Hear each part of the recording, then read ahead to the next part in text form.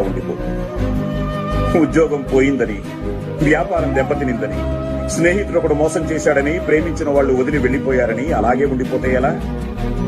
దేహానికి తప్ప దాహానికి పనికిరాని ఆ సముద్రపు కెరటాలే ఎగిసి ఎగిసి పడుతుంటే తలుచుకుంటే నీ తలరాత ఇంతే అన్నవాళ్ళు కూడా నీ ముందు తల దించుకునేలా చేయగల సత్తా నీది. అలాంటిది ఇప్పుడొచ్చిన కాస్త కష్టానికే తలం చేస్తే ఎలా? సృష్టిలో చలనం ఉన్నది ఏది ఆగిపోకూడదు.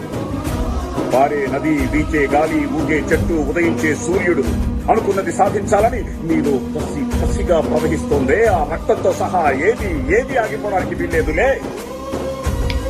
బయలుదేరు. నిన్ను కథల్నివ్వకుండా చేసిన ఆ మానసిక బాధల సంఖ్యలను తెచ్చేస్తూ రక్త చోటు నుండి పరుగు మొదలుపెట్టు. పడుకునే పరుపు నిన్ను చేదరించుకోకముందే నీ బతకాన్ని వదిలి, నీ అర్థం నిన్ను ప్రశ్నించకముందే సమాధానం వెతుక్కో.